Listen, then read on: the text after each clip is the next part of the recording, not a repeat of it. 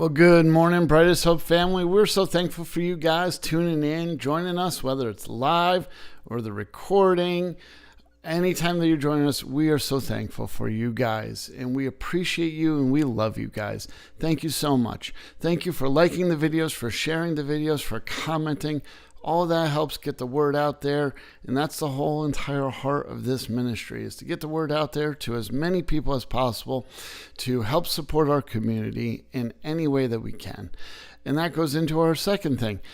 We are a 501c3, and the IRS makes me say this, that we can receive donations. By receiving donations, your money will go back out to the community. We keep everything lean and mean so that your money goes to where it is needed.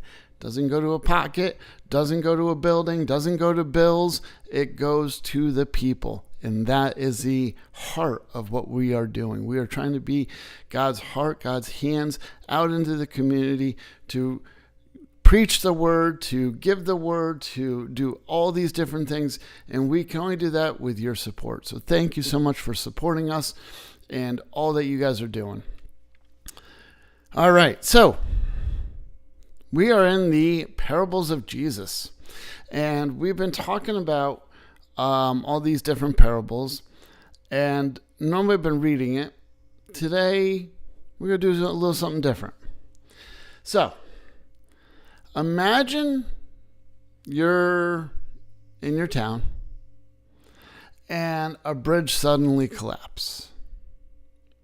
And people start gathering around, and everybody's looking at the problem, and everybody sees the problem, and there's a child trapped underneath all the rubble. And the crowd begins to start talking. Hey, someone should help.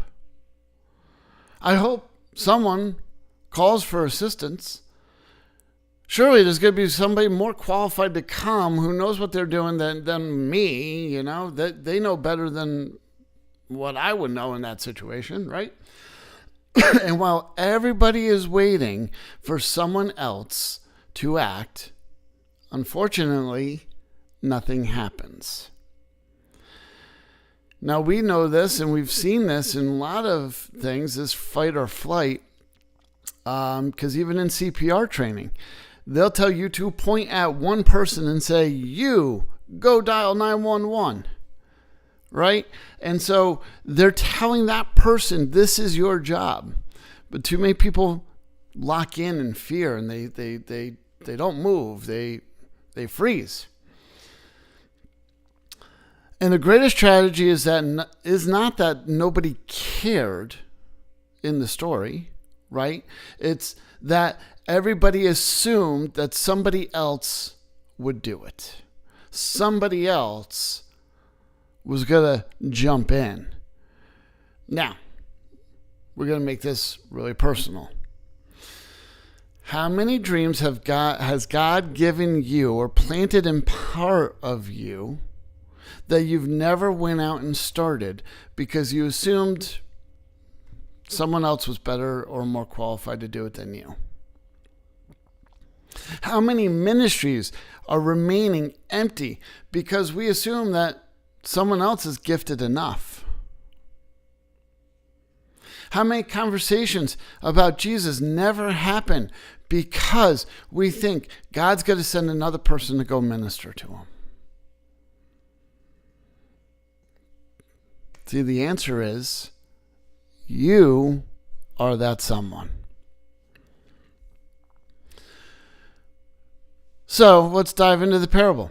Jesus tells us in Matthew 25, 14 through 30, he gives us the parable of the 10 talents or the talents. And it's about a master who goes on a journey. Before leaving, he entrusts one of his servants with he entrusts all three servants with resources. Okay? The first one, he gives 5 talents. The second one, he gives 2 talents. The last servant, he gives 1 talent. Now, before we go any further, we need a little context. A talent in Jesus' day was not someone's ability. It was money, and it was a